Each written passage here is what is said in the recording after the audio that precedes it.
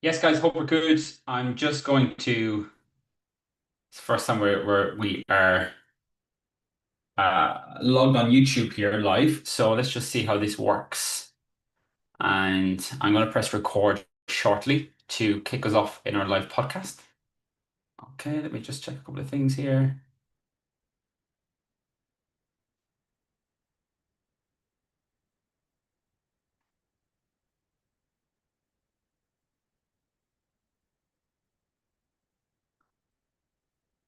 Okay, I think we're good there. I've just muted myself over on YouTube so I can't hear myself back.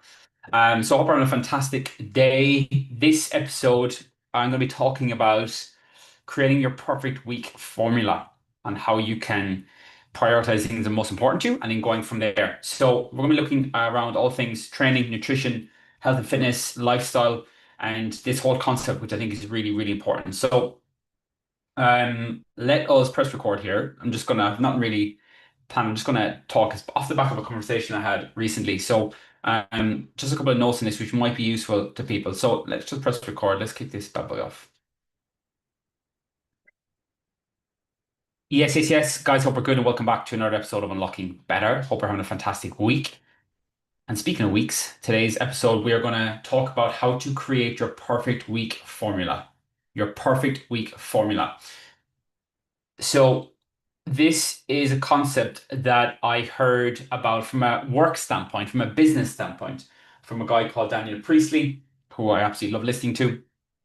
And it's a great concept to think about bringing into your own life, not just around work, but around all areas of your life. And if you can think about creating a perfect week formula, what it does, it gives you a blueprint that you can then replicate week after week, month after month, year after year.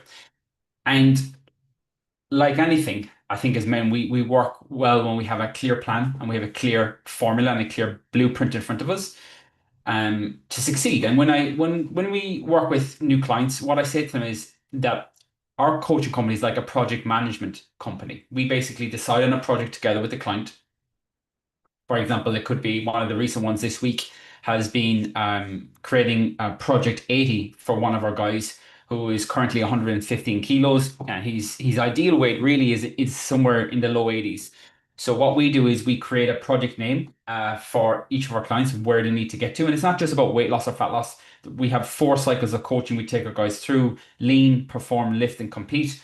And ultimately, across those 4 cycles, we get them to a place where they want to be. But at the base of everything that we do from a coaching standpoint in relation to our Better Man program, general health and longevity of life is at the forefront. So, in other words, waking up feeling good about yourself every single day, understanding that you've got the routines, the habits, the principles that you can live a long, happy, healthy life. So, one of those things is helping guys understand where should their body weight be based on their age, based on their height, based on their physiology, and we that is part of the project that we create. So just to give you an example, that guy's project is Project 80, and his goal body weight is to get down to around 82, 83 kilos based on his height.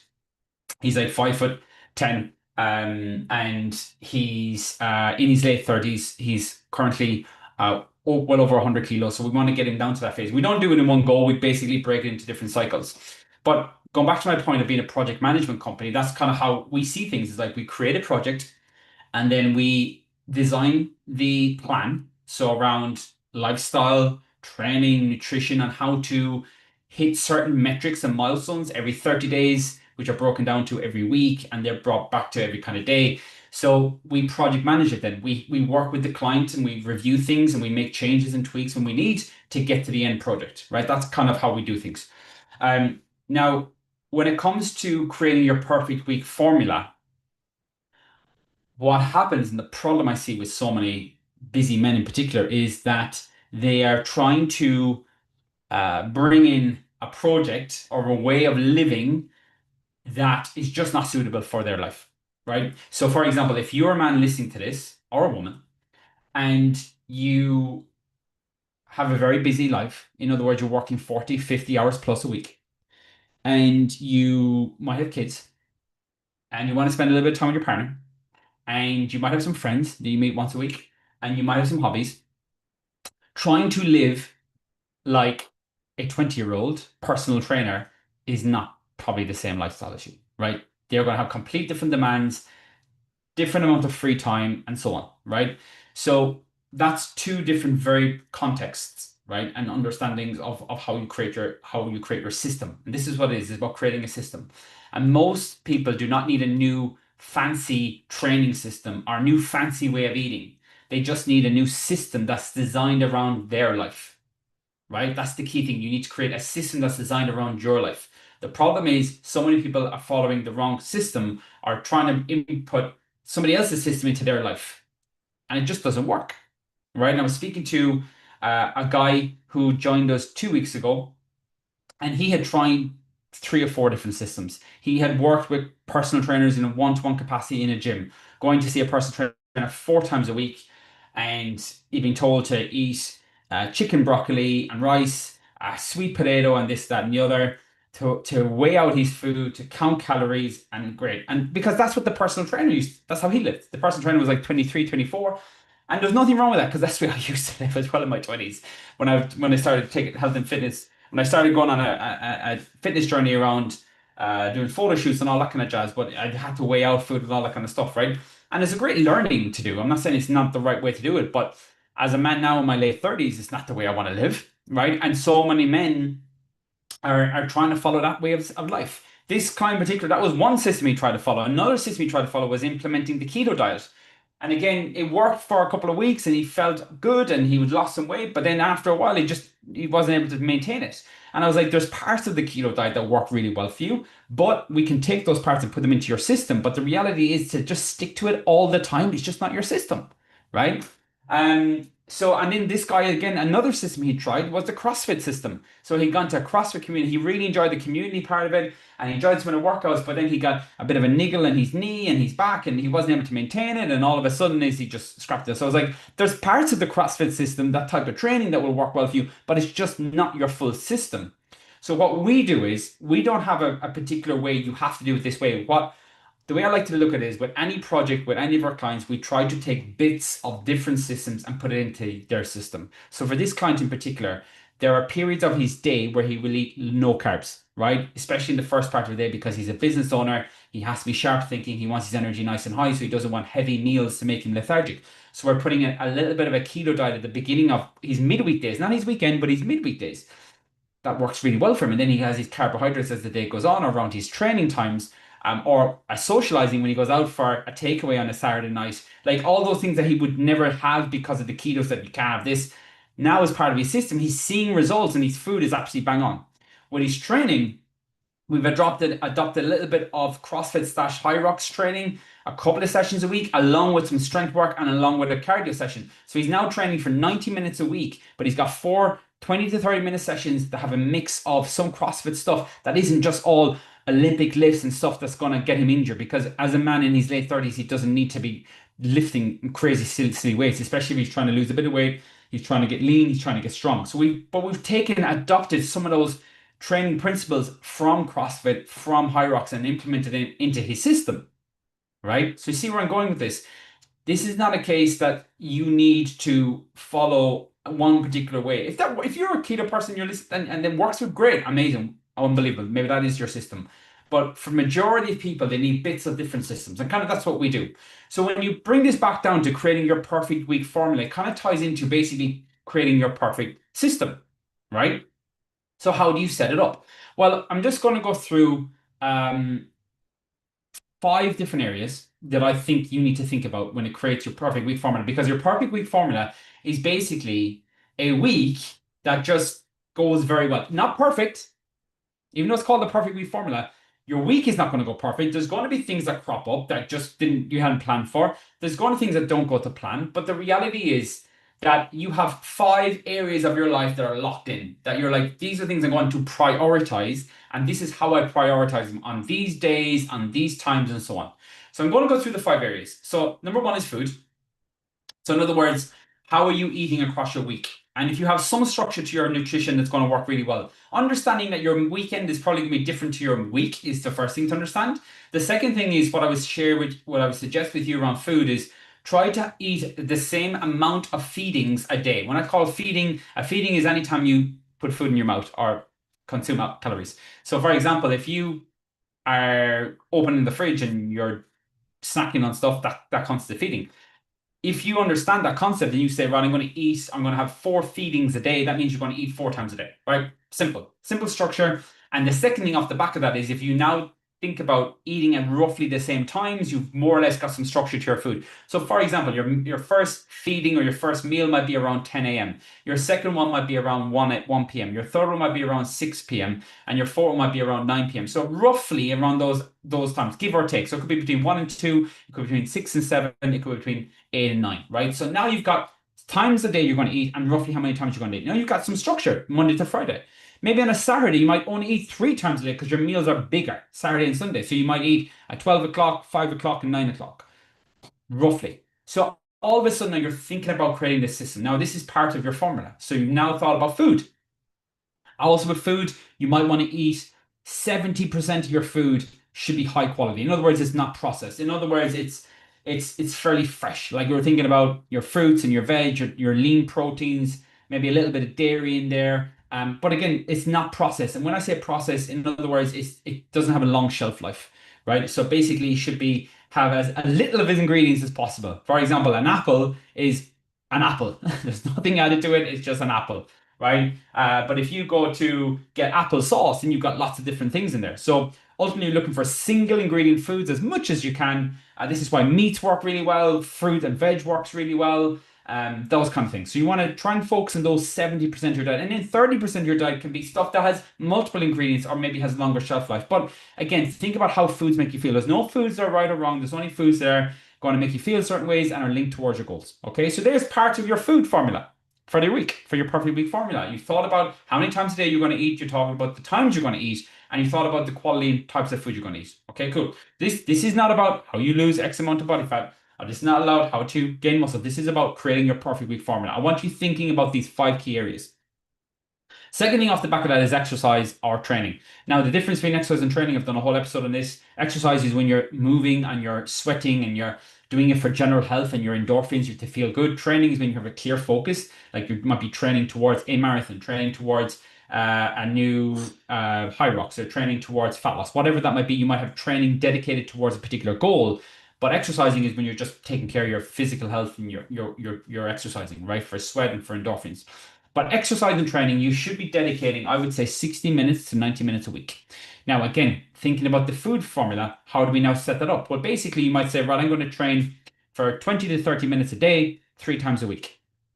There it is. You've done it, right? You've created that. That's the priority. And there might be certain days in your week where you have a little bit more time. So, for example, you might find that a Saturday is probably one of your best days to train because the kids might be at a camp or you don't have work, for example. So you can get up and you can actually prioritize your health and fitness for an hour, like or 30 minutes. You might do one session on a Saturday. And then you might say, right, I'm going to do two sessions midweek. And Tuesdays and Thursdays are my lightest days at work, or I don't have to be in the office. I can work from home. So I'm going to do a run on a Tuesday and I'm going to do a home workout on a Thursday. All of a sudden now you've created three sessions in your week to now take care of your physical fitness. Okay, so that's great. On top of that, when movement, we're going to now move to the third area. So we talked about nutrition and food. We've talked about training. We're now going to think about lifestyle. Lifestyle covers things like movement, steps. So in other words, are you getting daylight? Are you getting some steps in? I would suggest most people aim for 50 to 70,000 steps a week. Remember, a week, not it like 10,000 steps a day is like the buzz number. I think one, because 10,000 just seems like a fancy number. And two, 10,000 steps is far enough for somebody to challenge themselves, but short enough that it's not impossible to hit on a daily basis. But the way I like to look at it, I like to look at weekly steps because the reality is for most busy people, you don't have the same amount of time to go walking every single day. You might have a little bit more time at the weekend. So if you now say, well, I'm going to try and hit 50,000 steps this week, you might hit 20,000 or 25,000 on a Saturday and a Sunday between them.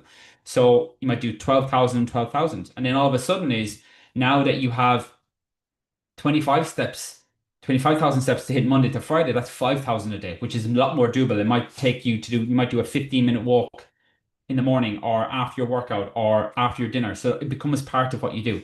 So lifestyle, sleep, trying to get 7 hours sleep at night, hydration, 2.5 liters water, they're the kind of things you want to prioritize on a daily basis. Lifestyle is more daily, right? Having boundaries around work, turn your phone, like not being on your phone after 9 o'clock, all these kind of things are to do with life. So these are all things that we now create as part of somebody's system when we work with them. So again, now you're getting an idea. Your perfect week formula will include what happens on a daily basis, but it also includes key principles: food, exercise, and now lifestyle. The fourth one then is family, and this is a big one. This is a huge one, and it's such an important one for everybody. And everybody knows it's important, but they fail to prioritize it that much, right? So when we think about family, we're thinking about obviously your close family, so your partner, do you have one, and your kids if you have them. What are you doing maybe on the daily with them, especially in the weekly, right? So it should be something that is locked into your calendar. You might want to spend, it depends on how much time you have available, maybe 60 minutes a day. And that could come with maybe you do something in the morning, maybe something in the evening, but it should be something intentional. This is something when you're not on your phone. This is when you're asking them about their day. You're building a connection with them. So what are you doing for family time daily? It could be going for the walk. You might want to, this is a great way to leverage some of these pillars together. You might get your steps in with your family, right? So think about family time. What are you doing at the weekend? Do something with your family or your partner every weekend. If it's when you might go on a date night once a week, you might go bring your partner out for dinner every Wednesday night, or go something myself and my girlfriend do is that every single Wednesday from 9 o'clock until 11 in the morning, we go for coffee and a catch up. And again, that's just something we've implemented recently because again, it keeps us accountable to this, right? So every Wednesday between 9 and 11, I block it up my work. So I work prior to that. I get up early on a Wednesday and start work earlier, get to the gym early, get it done. And then I have that 2 hours and I'm back to work then 11. So, but it's important because it becomes a priority, something we look forward to. So again, family time is really important principle that should be part of your weekly formula. And then the final thing is, and again, this is especially for men, forget about this, fun, right? And inside our coaching, we have three categories of fun: small, medium, large. Small, medium, large. Small fun is something you do for fun every single day. Might be coffee and a podcast. Um, Medium fun is something you do weekly. It might be going for that date night. It might be watching the game, right? And large fun is something you might do every 1 to 2 months. So it might be going away for a night out. It might be going for like going for a trip. It could be going for a nice dinner, whatever that might be. So it's something you look forward to every 1 to 2 months. So again, if you have fun locked in your week, so you know what you're doing, small fun daily and medium fun weekly, it now becomes part of your weekly formula, right? So again, the five categories: your nutrition, your food, really important because that is the thing that's going to make you feel a certain way so you can make better decisions. Your training and exercise, how you're showing up and prioritizing that for longevity of life. Your lifestyle, what you're doing on a day to day, that's more of a day to day thing. Family time, how you prioritizing that daily and weekly. And then fun, how you prioritizing that daily and weekly. And if you can get these five key pillars locked in, remember, your career and your work, the things you need to do for that are going to get done regardless. That stuff will be filtered in around these five key pillars. But if you want to have weeks where you just look back on your week and go, that was a great week. I prioritize myself. I feel really good. I spent quality time with the people I love the most. I had some downtime for myself. My energy is really good. My stress levels are moderate to low. I'm able to handle what's going on. I'm enjoying work. Work is challenging me, but it's stressful and there's pressure, but I'm enjoying it. If you want that's kind of like where you want to be. You don't want to have, oh my God, it was just a late, like I had so much free time and like that's forget about it. Like you might hear people yap on about that, gurus talking about the perfect week, this, that, and the other. That's not real life. The reality is you're still going to be working 40, 50 hours a week. The reality is you're going to be traveling a bit. The reality is you're going to have pressure daily. But if you have these five pillars locked in, right, you will look back on your week and it will give you structure to how the things that you should be focusing on. And that's the key to this, right? It's not about having the perfect week. You're like, feel amazing. Like, that's not reality either. But if you can now cement time for these five areas every week and you can find a flow that works really well for you, your family, and work, you can prioritize it, then you can repeat it. And that's what I talk about, the perfect repeatable week, right? The perfect week formula. It's like repeating it, then go, right, that worked really well last week, and then reviewing it, go, Wednesdays just don't seem to be the day for me to do training. Okay, I'm not going to do it on training. I'm going to do it on Wednesday. I'm going to try it on a Thursday. And you review and you reflect. That's a big part of this. At the end of the week, spending a little bit of time, 15 minutes with a coffee on a Sunday morning works really well for most people because there's it's a little bit more lighthearted on a Sunday morning, right? You're feeling a little bit more relaxed and you reflect and go, what days went really well, what days didn't go really well. And just take the time to do this because this is all about creating, like, this is the most important project of your life. This is your life. So you take a little moment to just reflect on what went well and what didn't go well. right? Now, for a lot of people, they do need accountability to start for this, and you need to figure out like just taking the time for this, right?